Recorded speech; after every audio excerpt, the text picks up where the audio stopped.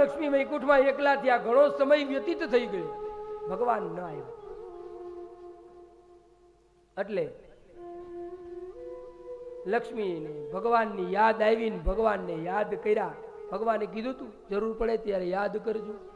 ભગવાનને યાદ કર્યા એટલે ભગવાન નારાયણ સમક્ષ પ્રગટ થયા અને કીધું પ્રભુ હવે મને એકલા ગોઠતું નથી, હવે મારે પણ તમારી હારે આવવું છે. હવે જગ્યા નથી, એમ બધા પોતપોતાના સ્થાને ગોઠવાઈ ગયા છે અને હવે જે જગ્યા છે ત્યાં તમને ગમશે નહીં રહ્યું કે કઈ જગ્યાએ તમે લઈ જાઓ, ગમે તે જગ્યાએ હું રહીશ, પણ હવે મારે તમારી સાથે. એમ દેવી કે હા બતાવો કયું સ્થાન? એટલે કીધું છે ગાયનું છાણ. ગાયના છાણમાં લક્ષ્મીનો વાસ છે, એટલે ગાયનું છાણ પવિત્ર છે. આપણે કોઈ પણ ધાર્મિક કાર્ય કરીએ પેલા તો સત્યનારાયણની કથા કરતા ને તોય ગાયના છાણથી લીપવામાં આવતું. પેલા રાંદલવાના લોટા હોય. કદાચ કોઈ કરોડપતિ અરબોપતિ સંપત્તિવાન માણસ જો મૃત્યુ પામે ને તો એને છેલ્લે દેહ ત્યાગ કર્યા પછી ભોયે લેવો હોય ને તો ત્યાં હોનાનો ઢોલિયો ન હાલે, ત્યાં ગાયના છાણનો ચોકો જ કરવો પડે. આ ગાયનું છાણ એટલું પવિત્ર છે, આ ગાય એટલી પવિત્ર છે.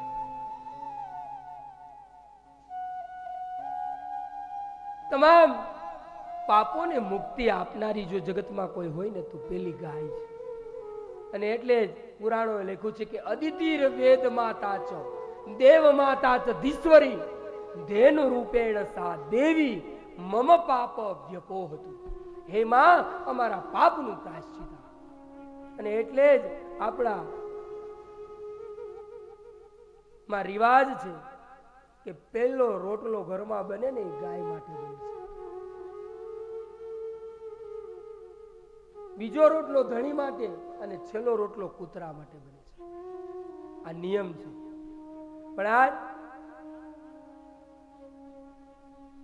પેલો રોટલો ગાય માટે બને, ઓફિસે જવાની ઉતાવળ હોય, બિચારો ધણી ખાઈ જાય, થઈ જાય ગાય જેવું.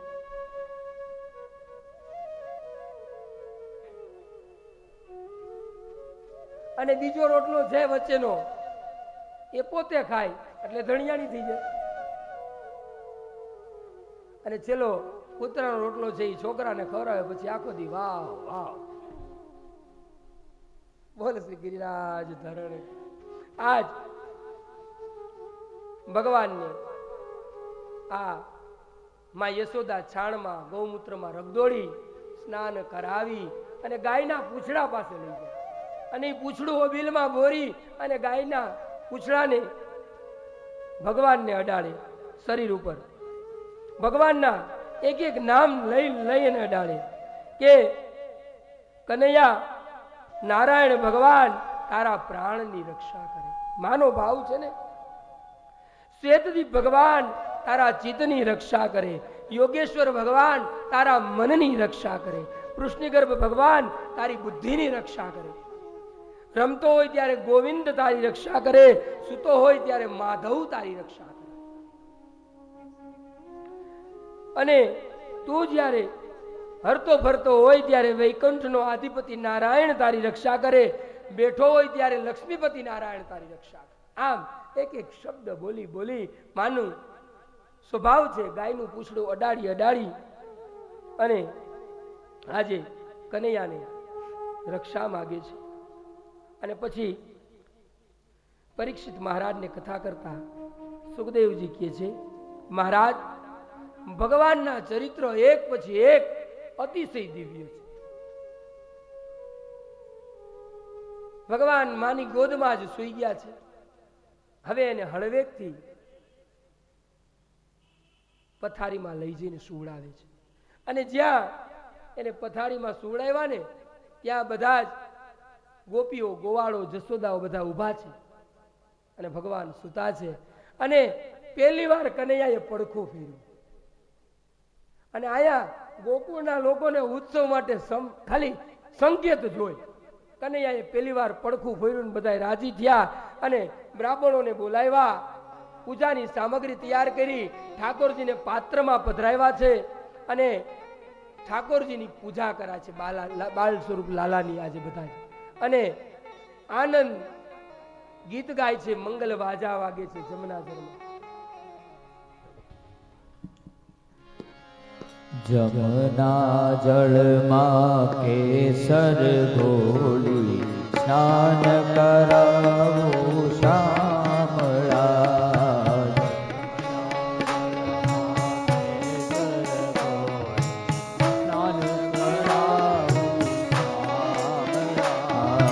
હલકે હાથે અંગો તોડી લાડ લડાવું શામળા.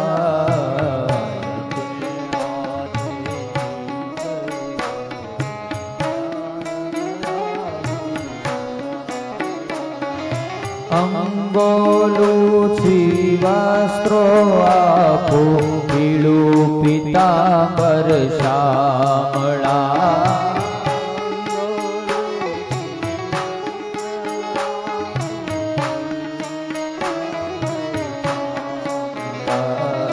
તેલ સુગંધી નાખી આપું વાકડિયા તુજ વાળમાં.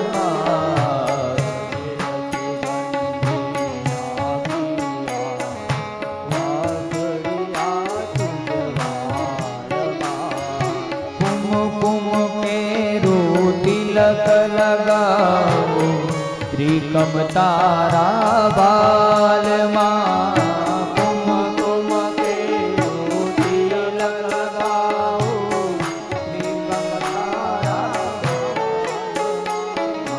અલબેલી આંખોમાં આંધું અંજન મારા વાલમાં.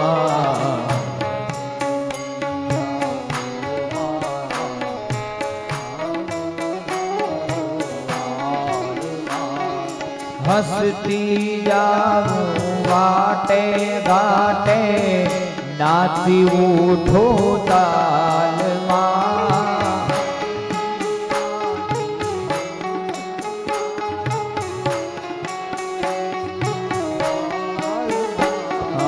નજર ન લાગે શ્યામ સુંદર ને ટપકા કરી દઉં ગાલમાં.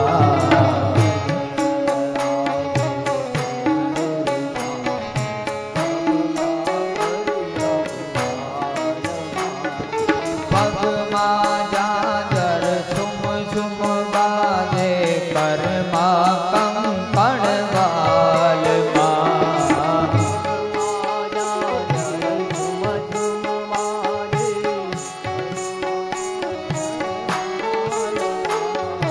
કંઠે માળા કાનમાં કુંડળ ચોરે ચિતડું ચાલમાં. માળા કાને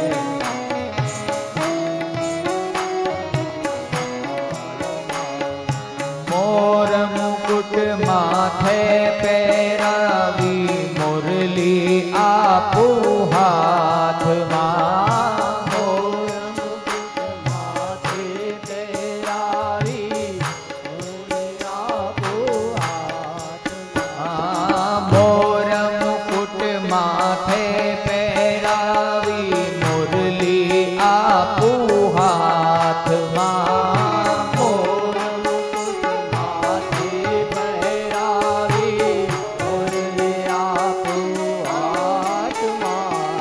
કૃષ્ણ કૃપાળુ નિરખી શોભા સળગે સઘળી વાસના. કૃષ્ણ કૃપાળુ નિરખી શોભે સઘળી સળગે વાસના. યમુના જળમાં કેસર ઘોળી સ્નાન કરાવું શામળા. યમુના જળમાં કેસર ઘોળી સ્નાન કરાવું શામળા. હલકે હાથે અંગો તોડી લાડ લડાવું વાલમાં. લાડ લડાવું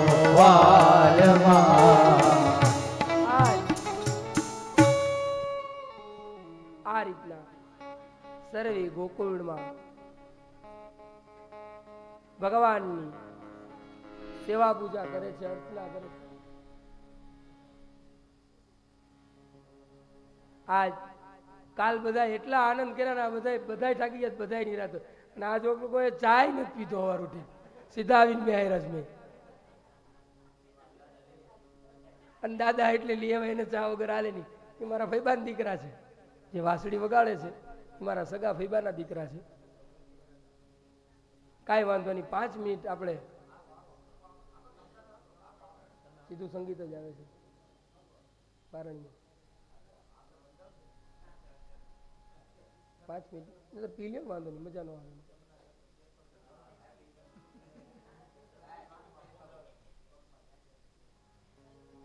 હે આ કાંઈ વાંધો નહીં, બધાને પીવો.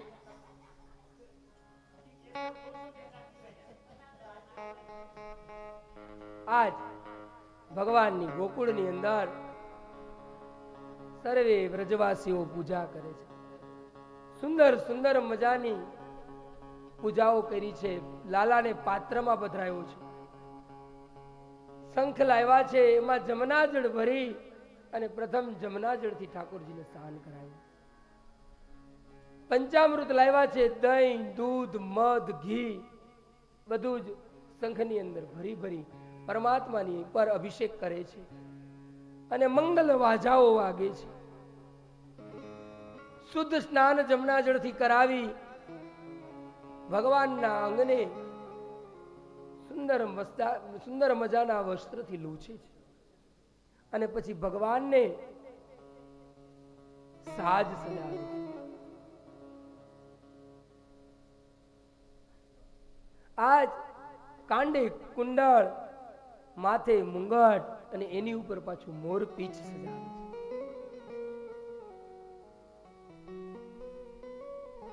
આજ કડે કંદોરો,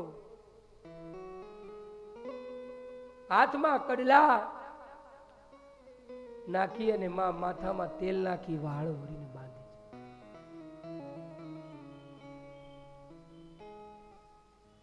ભગવાનને સુંદર મજાનું તિલક સજાવે છે. તિલક, આ તિલક છે ને એ ઠાકોરજીનું ચરણાર બિંદ છે અને એમાં બિંદી છે ને એમાં લક્ષ્મીનું સ્વરૂપ છે. અને એટલા માટે જ હિન્દુ ધર્મમાં એમ કહે છે કે તિલક છે ને સદાને માટે કપાળની અંદર તિલક કરવું. હિન્દુએ સદાને માટે કપાળમાં તિલક કરવું જોઈએ.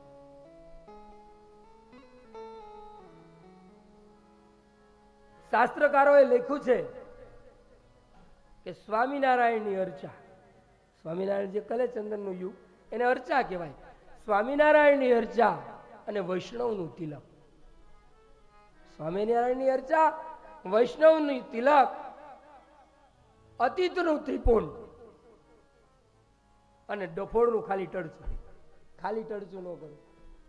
ચંદન અને કંકુ મિશ્ર કરીને કરવું. ચંદન ઉપર કંકુ લગાવવું, ખાલી ચંદન નહીં. આજ આ બધાય ભગવાનની સરસ મજાના સુંદર સજાવ્યા. માં યશોદાને પુત્ર ભાવ છે. આની અંદર બ્રહ્મ જોતા નથી. એને એમ થયું કે કદાચ આ બધાય ક્યારુના મારા લાલાને આમથી આમ ફેરવે છે, થાયકો હશે, લાવજીને સુવડાવું. સખીઓને લઈ અને લાલાને નંદભુવનની અંદર એકોર લઈ જાય છે, પારણિયામાં સુવડાવે છે અને બધી જ ગોપીઓ મળી આજે આપણે પણ ઠાકોરજીના ઝુલણિયા કરાવવાના છે. આવજો બધા. અને ગોપીઓ હાલરડું ગાયને ઠાકોરજીને સુવડાવે. પારણિયું બધા પારણિયું બંધા યશોદા ગીત ગાય, લાલો મારો પારણિયામાં ક્યારે પોધી જા.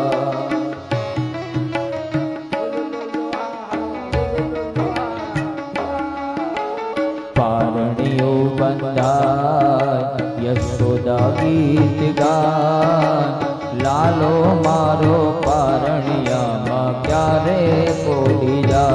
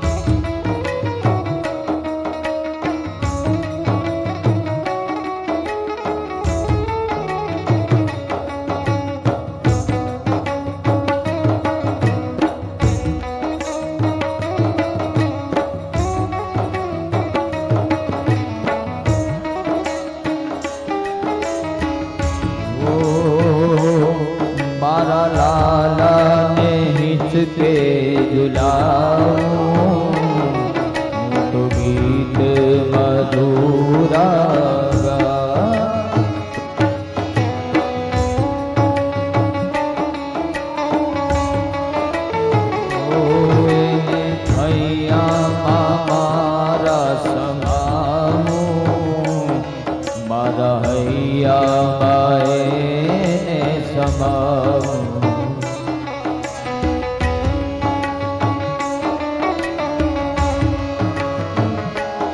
એનું મુખડું લાલમ લાલ એના ગુલાબી છે ગાલ એનું મુખડું લાલમ લાલ એના ગુલાબી છે ગાલ કેવું સુંદર સોહા પારણિયું બનતા યશોદા ગીત ગા લાલો મારો પારણિયો ક્યારે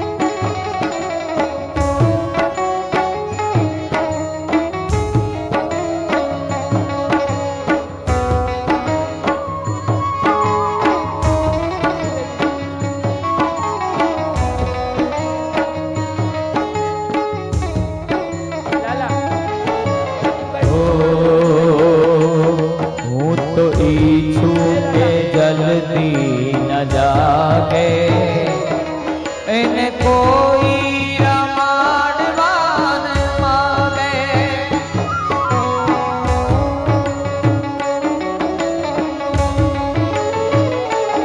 એને બાંધ્યો છે કાળા દાગે એને કોઈની નજર ના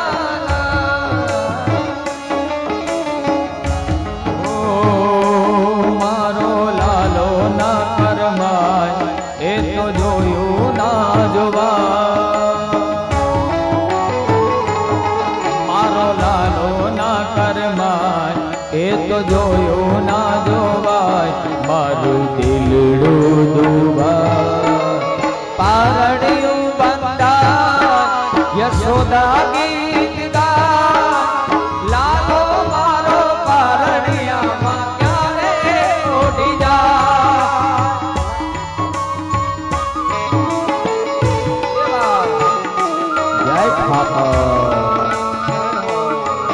દ્વારકાધીશ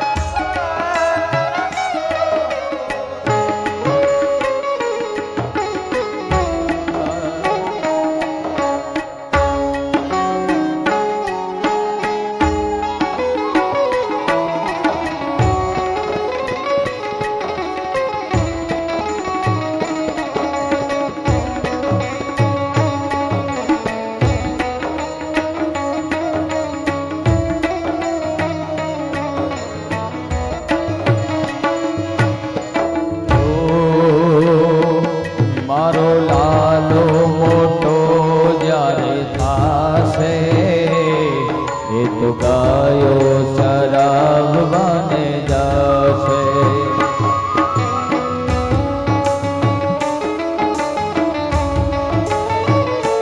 હું તો મોટો કરું છું એ આશે મારું નામ અમર ગવાશે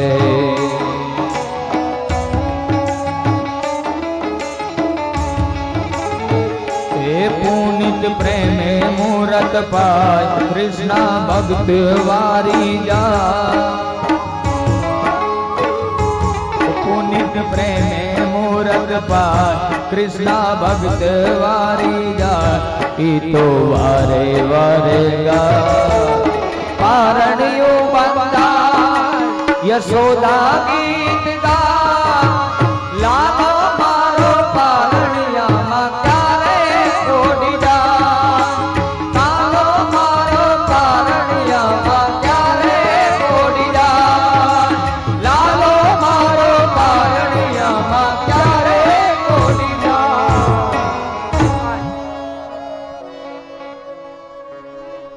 ભગવાન બાલકૃષ્ણ પારણિયામાં સૂઈ ગયા છે. મયાએ લાલાને પોઢાડ્યો. વિચાર કરે છે કે જો અહીંયા સુડાવીશ તો રજવાસીઓ એને સુવા નહીં દે. એટલે વિચાર કર્યો કે હજી ઘણું કામ છે. રજવાસીઓ માટે મગ લાપસી બનાવવા છે. આંધણ મુકાણા છે. મુકાણા છે ને આંધણ દિનેશભાઈ, આંધણ મુકાણા નંદભુવનમાં. આજ જશોદા વિચારે કે જો કોઈ આવીને લાલાને જગાડી દેશે તો લાલો મને કામ નહીં કરવા દે. એટલે ગુપચુપ રીતે જ એક વૃક્ષની નીચે સકટ કેતા એક ગાડું છે અને એ મહી માખણથી ભરેલું છે અને એ ગાડાની નીચે જ જોડી બનાવી અને લાલાને એ જોડીમાં સુવડાવ્યું. અને આ બાજુ કંસે ફરી મંત્રણા કરી છે અને સકટને મોકલ્યો છે. આ ગાડાનું રૂપ લઈને આવ્યો છે સકટાસુર. અને એ ગાડાની અંદર મથુરાથી આવેલા ખાલી પાત્રની અંદર દાણ દેવા માટે માખણ, દૂધ, દહીં ને ઘી ભરીને રાખેલા છે. આ સકટ નંદભુવનના આંગણામાં છે અને એની જોડીમાં ભગવાન છે. સકટે વિચાર્યું કે લાવ લાલાને લઈને કંસને દઈશ અને જ્યાં એ ગતિ કરવા જાય લાલો કે એમ ભાઈ અહીંથી ન જવાય.